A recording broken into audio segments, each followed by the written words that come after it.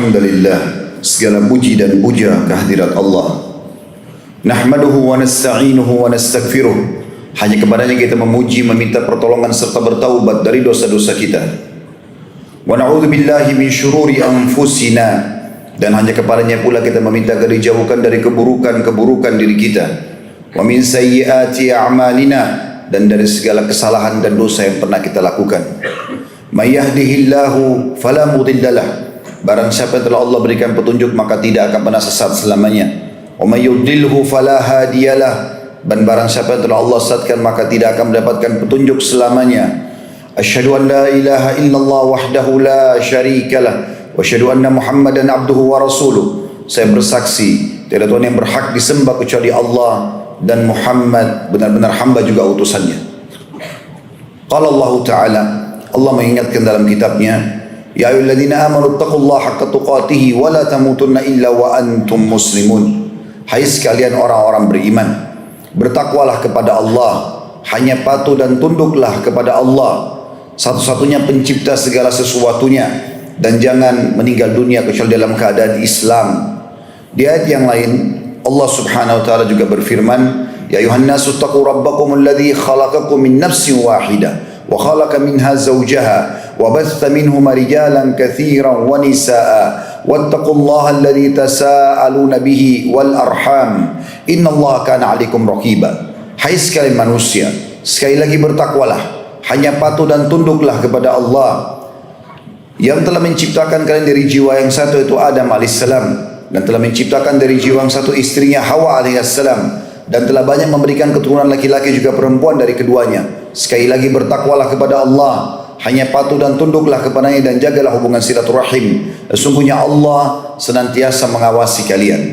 Di ayat yang ketiga, qala Allah Ta'ala, ya ayyuhalladzina amanu taqullaha wa qulu qawlan sadida yuslih lakum a'malakum wa yaghfir lakum dhunubakum wa man yuti'illaha wa rasulahu faqad faza fawzan 'azima. Hai sekalian orang-orang yang beriman, bertakwalah kepada Allah dan ucapkan kalimat yang benar. Niscaya Dia akan memperbaiki amal-amal perbuatan kalian, mengampuni dosa-dosa kalian. Barang siapa yang mentaati Allah dan Rasulnya, maka dia telah mendapatkan kemenangan yang besar.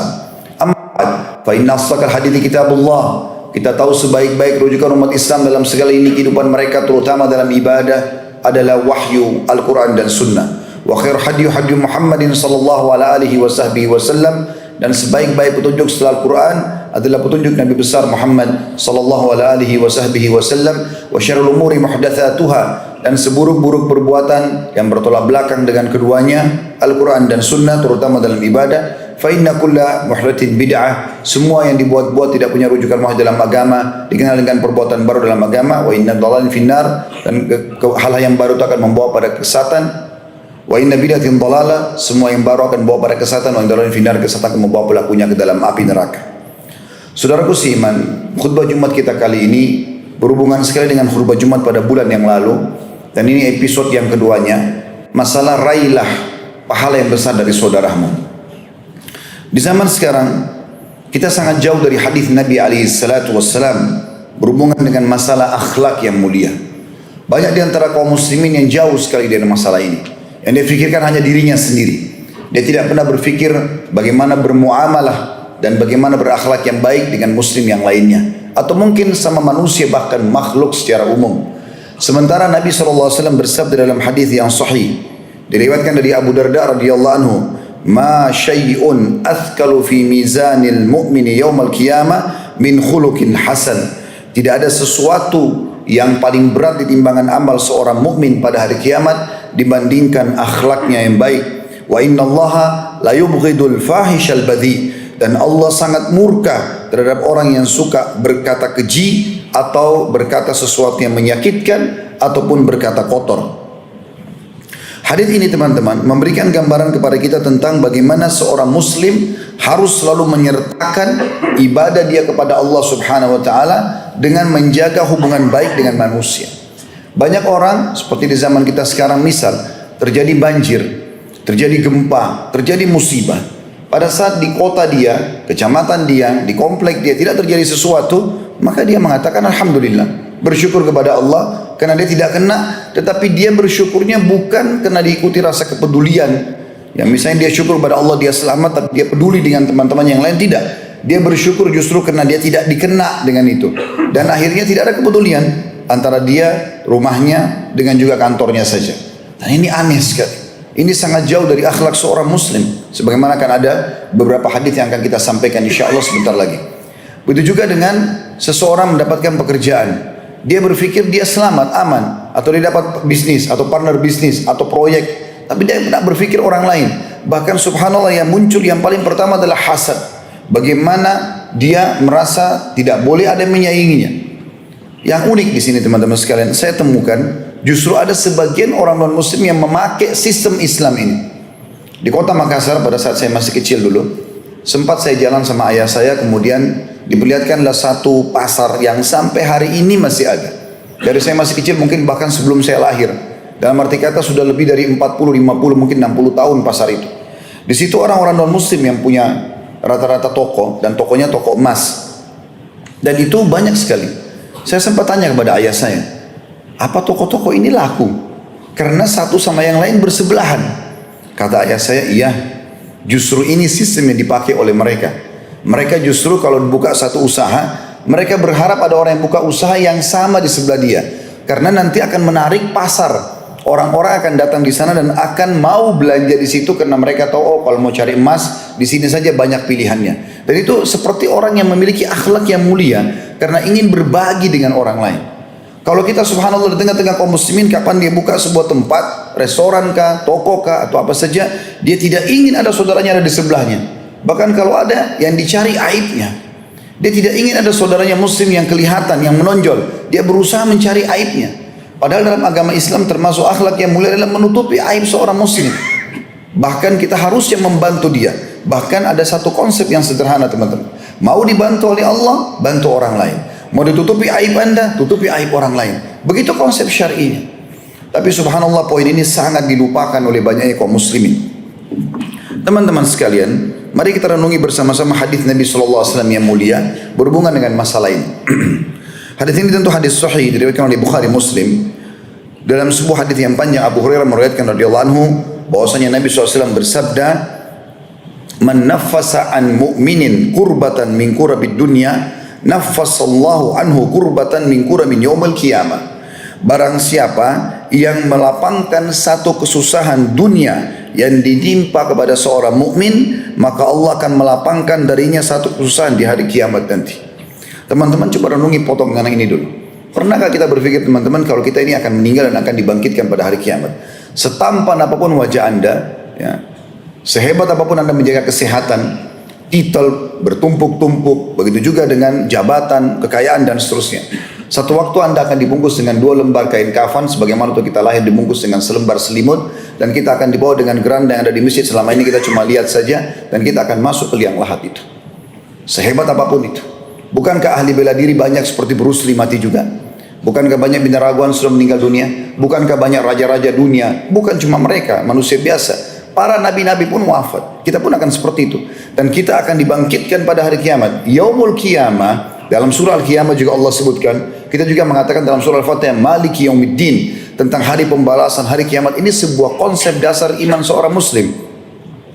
Kita akan dibangkitkan teman-teman sekalian. Wa may ya'mal mithqala dzarratin khairan yara. Siapa yang buat kebaikan seperti biji sawi dia akan lihat. Wa may ya'mal mithqala dzarratin syarran yara. Siapa yang buat seperti biji sawi dari keburukan dia akan lihat. Yarah artinya diperlihatkan dan akan dipertanggungjawabkan dan diberikan balasannya. Serta diberikan balasannya. Kalau baik dia akan dapat balasannya walaupun kecil. Kalau perbuatan dosa pun dia akan dapat hukumannya walaupun kecil. Seperti itulah. Kita yakin itu, dan itu rukun iman kita yang kelima. Di hari kiamat nanti orang akan berharap bisa mendapatkan satu buah pahala. Berharap kembali ke dunia, senyum dengan muslim meninggal. Sujud sekali meninggal. Bahkan dalam satu surah Al-Quran Allah sebutkan dalam surah Munafikun tentang masalah bagaimana orang-orang pada saat meninggal nanti berharap dia bisa diterlambatkan umurnya agar bisa menginfakkan seluruh hartanya.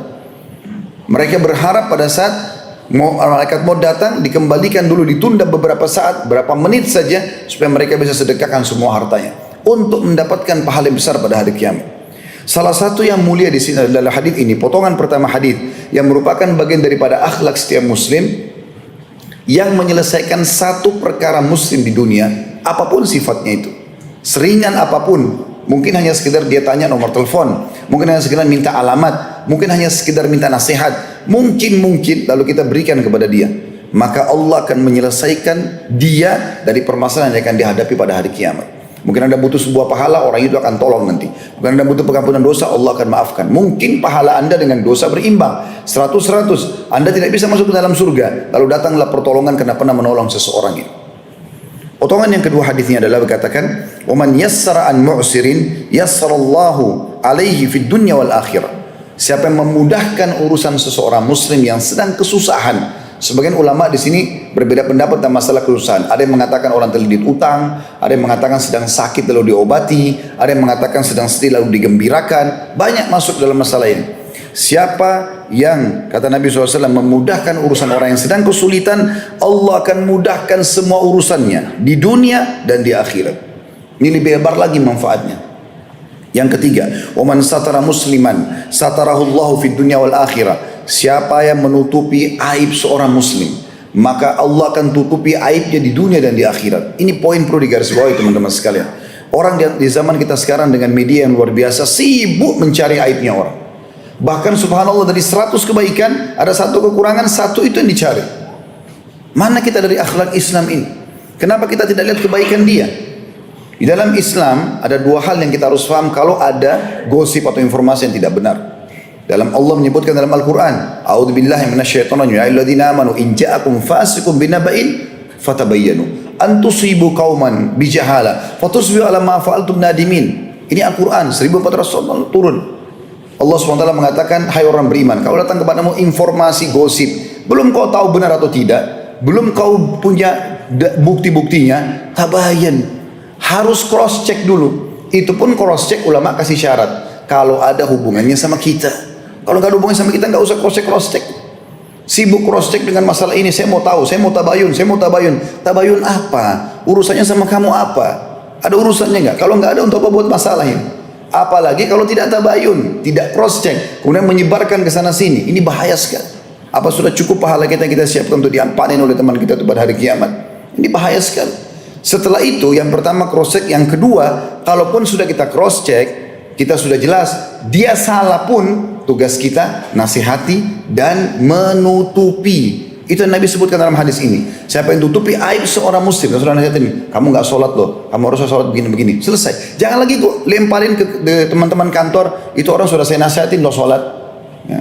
Terus dia mau dapat apa? Mau dapat keridhaan manusia atau mau dapat pahala dari Allah Subhanahu Wa Taala? Harusnya setelah dia tabayun, jelaskan, sudah cross check, kemudian akhirnya dia menutupi aib tersebut. Saya pernah buat tablik akbar khusus masalah ini, judulnya tabayun dan tasattur. Cross check dengan syarat ada hubungannya sama kita, dan juga habis itu tasattur, tutupi. Nabi SAW mengatakan, siapa yang menutupi aib seorang muslim di dunia, Allah akan tutupi aibnya di dunia dan di akhirat. Kesalahan dia pun akan ditutupi. Sebaliknya teman-teman, renungi hadis ini. Ada hadis sahih riwayat Imam Ahmad, kata Nabi SAW, dan siapa yang sengaja mencari-cari aib saudaranya, maka Allah akan bongkar aibnya walaupun dari dalam rumahnya sendiri. Bukan tugas kita mencari kesalahan orang. Makin kita tidak tahu tentang seseorang, makin baik. Saya punya sahabat dekat di Jakarta ini, dari Yaman, kemudian sekarang sudah warga negara Indonesia beliau. Sampai sekarang persahabatan kami sudah jalan lebih dari 20 tahun barangkali, kurang lebih. Saya belum pernah tahu teman-teman bentuk rumahnya di dalam seperti apa. Kalau saya datang ke rumahnya, beliau mengatakan persilakan saya masuk, saya depan pintu, saya bilang saya masuk kemana? Itu tunjuk dari ruang tamu. Saya masuk ke ruang tamu. Saya nggak pernah tahu di dalam itu seperti apa. Selama saya nggak disuruh, saya nggak pernah. Ada orang subhanallah masuk rumah orang sengaja keliling-keliling mencari tahu segala macam hal. Untuk apa? Kalau kita lihat aibnya bagaimana? Bahkan termasuk adab syar'i kalau kita bertamu, kita berdiri di sisi pintu yang tidak dibuka oleh pemilik rumahnya. Kalau ada dua daun pintunya, kita berdiri di pintu yang tidak terbuka. Jangan sampai dia pas buka pintu ada aib yang kelihatan. Sunnah Nabi SAW seperti itu menjaga akhlaknya. Tapi banyak orang subhanallah berbeda. Bahkan teman-teman dalam adab bertamu, ditulis oleh para ulama, kalau kita masuk ke ruang tamu, dikatakan oleh tuan rumah misalnya silahkan masuk. Berarti kita hanya disuruh masuk, belum duduk, belum buka toples kuenya, belum minum minumannya. Tidak ada persilahkan itu. Kalaupun sudah masuk, saya pernah masuk rumah orang begitu, silahkan masuk Ustaz, saya masuk gitu. Saya belum duduk. Ustaz kenapa nggak duduk? Tadi instruksinya baru silahkan masuk. Saya belum disuruh duduk. Begitu saya disuruh duduk, silakan Ustaz. Saya tanya, duduk di sebelah mana? Karena bisa saya mungkin kursi itu kursinya tuan rumahnya. Ada adab dan tata krama yang harus kita jaga teman-teman sekalian. Karena kita makin tertutup dari kesalahan saudara kita makin bagus. Nabi SAW dalam hadis Bukhari Muslim dikatakan, kalau pagi hari beliau ingin keluar berinteraksi dengan para sahabat, maka pertama kali beliau buka pintu rumahnya. Kalau habis sholat duha, kadang-kadang beliau pulang mandi segala macam, lalu beliau keluar keliling-keliling ke pasar, ke rumah seorang muslim, siapa yang kira-kira butuh digenyuk kalau sakit, kalau mau didatangi, mau ditemuin dan seterusnya. Ringkas cerita, Nabi SAW kalau buka pintu rumahnya, pertama kalimat beliau, jangan ada yang ceritakan aib sahabat-sahabatku, karena aku ingin bertemu dengan mereka dalam kondisi lapang dada. Kita enggak teman-teman. Baru angkat telepon, baru buka WA, baru tatap wajah, sudah tahu belum? Sudah tahu belum? Gosipin orang duluan. Subhanallah. Kemudian dikatakan selanjutnya, wallahu fi aunil abdi, maka al-abdu fi auni akhi. Allah terus membantu seorang hamba selama dia terus membantu saudaranya. Nah, dalam membantu ini ulama mengatakan ada dua hal. Pertama, membantu kesulitan yang sedang ada atau apa yang sedang dia butuhkan. Yang kedua, membantu memperbaiki kesalahannya. Ini juga poin penting, karena kata Nabi SAW, unsur akhaka zaliman atau madluma. Tolong saudaramu dalam kondisi dia berbuat zalim atau dia terzalimi. Kata para sahabat apa? Ya Rasulullah, kalau madlum, orang terzalimi kami tahu, pasti kami bantu. Tapi orang zalim, jahat, bagaimana caranya kita perbaiki dia? Bagaimana kita tolong dia? Kata Nabi SAW, engkau luruskan kesalahannya, nasihati dia, bukan malah diambil jadikan senjata untuk menyerang dia, untuk menjatuhkan dia. Ini akhlak Islam. Lalu kata Nabi SAW, lanjutan hadisnya, ini hadis yang cukup merangkum semua kebaikan, sebagaimana Imam Tirmidzi rahimahullah menyebutkan masalah itu. Wa man salaka tariqan yaltamisu fihi ilma, sahalallahu lahu bihi tariqan ilal jannah. Dan siapa yang menuntun atau jalan di sebuah jalan untuk menuntut ilmu, maka Allah akan mudahkan jalannya menuju ke surga. Wa majtama'a qaumun fi baitin min buyutillah yatluna kitaballah. Dan tidak ada satu kaum yang berkumpul di rumah Allah untuk membaca kitab Allah atau Al-Quran, wa yatadarasunahu bainahum, dan mereka mempelajari di antaranya, termasuk dalam khutbah Jumat seperti ini, halaqah-halaqah majelis ilmu dan seterusnya, illa nazarat alaihimus sakinah, kecuali pasti Allah akan turunkan ketentraman pada mereka. Wa ghishyathumur rahmah, lalu mereka akan dipenuhi dengan rahmat Allah, karunia tertinggi Allah. Wa haffathumul malaika, mereka akan dilindungi dan didampingi oleh para malaikat. Wa dzakarahumullahu fi man indah, lalu Allah menyebut-nyebut dan membanggakan mereka di depan atau di sisi makhluk yang ada di sekitarnya, maksudnya para malaikat. Wa man batta'a bihi amalu lam yusri' bihi nasabu. Dan barang siapa yang terlambat dalam mengejar amal-amal soleh itu, maka nasabnya tidak akan bermanfaat buat dia. Ini hadis yang mulia yang luar biasa mengajarkan masalah akhlak. Demikian juga teman-teman sekalian, kita tutup khutbah kita dengan salah satu akhlak yang mulia adalah bagaimana kita memperbaiki hubungan muslim yang retak sama yang lainnya. Suami istri kah, sahabat kah, bawahan sama atasan kah. Jangan teman-teman kita justru sengaja masuk untuk memperkeruh permasalahan. Disebutkan dalam sebuah hadis, dan ini hadis yang sangat mulia. Hadis sahih ini diriwayatkan Imam Muslim dari Abu Darda radhiyallahu anhu bahwasanya Nabi SAW bersabda, "Ala ukhbirukum bi afdala min darajatis siyami was salati was sadaqah." Maukah kalian aku tunjukkan perbuatan yang lebih tinggi derajatnya daripada berpuasa, daripada sholat, daripada sedekah? Kira-kira teman-teman, amal apa yang mengalahkan tiga hal ini? Puasa, tahan lapar dan haus dari pagi sampai malam, mulai maghrib. Sholat, masuk wajibnya dan sunnahnya. Kemudian juga sedekah yang kita keluarkan. Walaupun di sini ada pendapat yang mengatakan sholatnya adalah sholat sunnahnya. Qalu bala, maka para sahabat mengatakan tentunya Rasulullah. Siapa yang nggak mau dapat pahala melebihi derajat daripada puasa, sholat dan juga sedekah? Qala salahu dzatu bayyin, memperbaiki hubungan dua orang yang sedang retak. Fa in fasada dzatu bayyin fil haliqah. Dan ketahuilah, kalau sudah rusak hubungan dua orang yang tadinya baik, berarti sudah tercukur habislah sesuatu itu. Kata ulama hadis, dilanjutkan dengan hadis atau potongan hadis yang lain, hiyal haliqah, bahwasanya dia tercukur habis. La aqulu tahliku sya'ar, dan bukan yang aku maksudkan adalah tercukur rambut, walakin tahlikud din, tetapi akan tercukur habislah agama itu. Hadis ini teman-teman juga adalah bagian daripada akhlak seorang muslim. Kita dianjurkan akan memperbaiki hubungan. Jangan teman-teman justru karena kita sedang berada di tengah-tengah, ada si A sama si B lagi berseteru, kemudian kita coba menengahi mereka, ternyata kita menjadi pendukung salah satunya, dan ini tidak boleh. Allah mengatakan wa aqsitu innallaha yuhibbul muqsitin. Adillah, karena Allah suka dengan orang yang adil. Kalau kita mau dengarkan dua orang, kalau kita sedang menghadapi dua orang bermasalah, kita harus dengar kedua belah pihak. Kata Nabi SAW dalam hadis yang sahih, kalau datang kepadamu seseorang yang matanya sudah copot satu, jangan kau percaya dia sampai kau lihat rivalnya, lawannya. Mungkin rivalnya dua-dua matanya sudah copot. Maka harus didengar dari dua pihak kalau kita mau jadi penengah dan kita memperbaiki di antara mereka. Serta tugas kita bukan memperkeruh tapi memperbaiki kedua itu. Bahkan salah satu yang dibolehkan berbohong adalah memperbaiki hubungan dua orang. Ada orang subhanallah suami istri bertengkar. Suaminya curhat sama temannya, mungkin istri curhat sama temannya. Karena mereka ini memang dasarnya tidak suka melihat kebahagiaan suami istri ini, maka mereka makin memperkeruh permasalahan.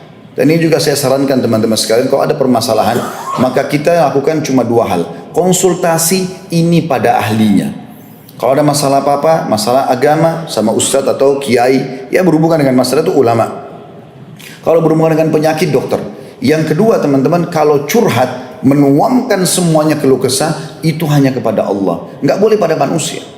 Kalau kita keluh kesah pada orang tua kita misalnya, pada orang-orang tertentu yang kita cintai, maka kita hanya menambah beban buat mereka. Ada lagi orang subhanallah dia berkeluh kesah bukan pada ahlinya. Akhirnya yang jadi masalah, misal dia berumah tangga, dia keluh kesahkan sama orang yang belum berumah tangga. Pengalaman apa yang dia miliki? Atau dia berkeluh kesah dalam rumah tangganya, dia keluh kesahkan pada janda ataupun duda yang sudah gagal rumah tangga. Bagaimana bisa didapatkan solusinya? Atau misalnya dia berkonsultasi dengan orang yang gagal bekerja, gagal sekolah, maka ini tidak akan pernah temu tentunya. Saya temukan ada kasus rumah tangga pernah terjadi permasalahan sampai ribut dan cerai suami istri, gara-gara si istri sering konsultasi sama adiknya masih gadis yang tidak paham masalah rumah tangga. Akhirnya selalu sarannya cerai saja kakak, cerai saja, akhirnya cerai sama suami. Subhanallah, mana faham dia tentang masalah seperti ini?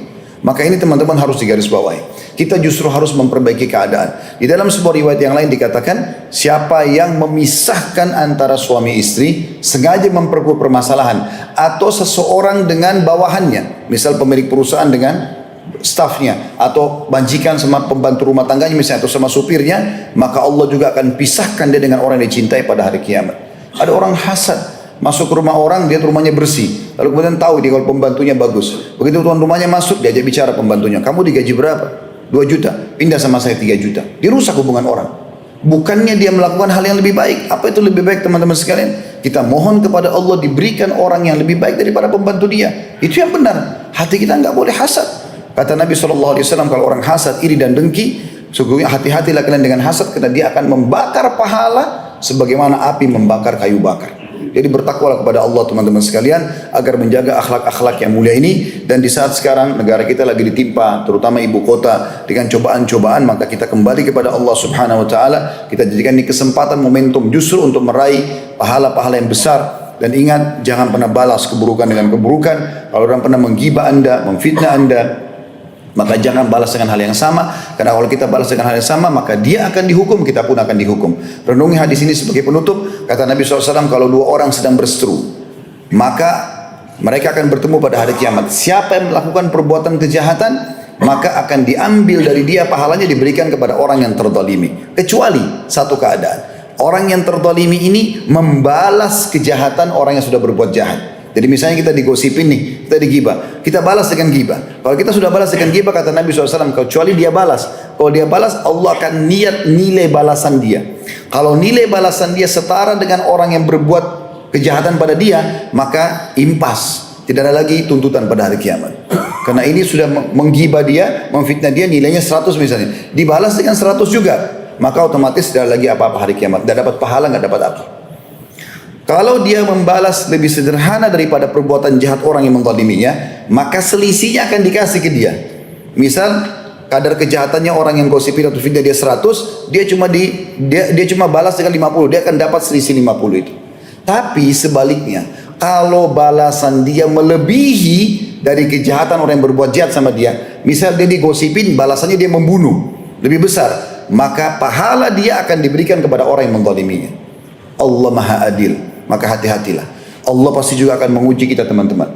Renungi firman Allah Subhanahu Wa Taala dalam surah Al-Baqarah 155. A'udzu billahi minasyaitonir rajim. Wa la nabluwannakum bisyai'in minal khaufi wal ju'i wa naqsin minal amwali wal anfusi wath thamarati wa basyiris sabirin.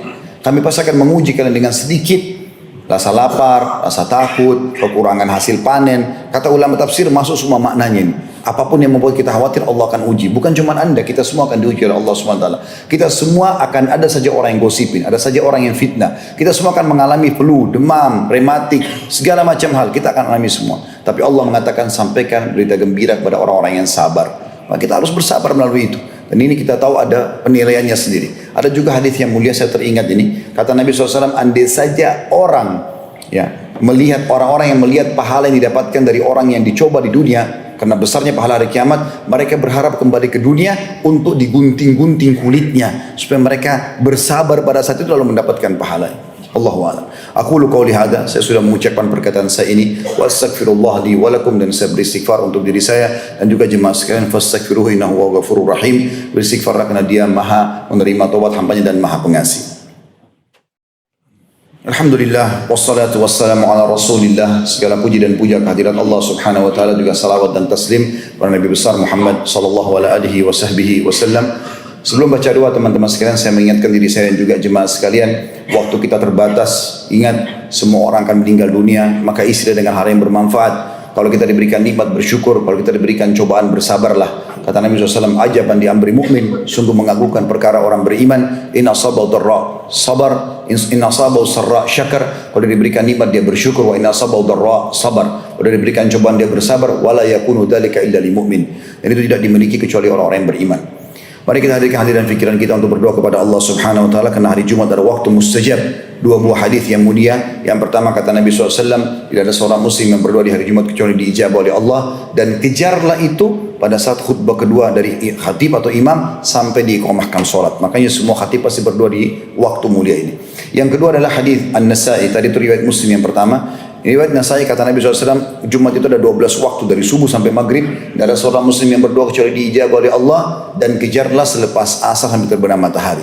Artinya teman-teman, mari kita hadirkan fikir hati kita untuk berdoa kepada Allah, kan ini waktu mustajab. Artinya pasti diterima oleh Allah Subhanahu wa ta'ala. Alhamdulillahirabbil alamin. Kami memujimu ya Allah sebagaimana layak Kau dipuji sebagai pencipta. Kami sangat yakin Engkau sedang melihat kami karena Engkau Maha melihat, mendengar kami karena Engkau Maha mendengar, dan mengetahui semua niat dan seluk-beluk kehidupan kami karena Engkau Maha mengetahui. Kami memujimu sampai Kau terima ridho, sampai Engkau ridho dengan pujian kami.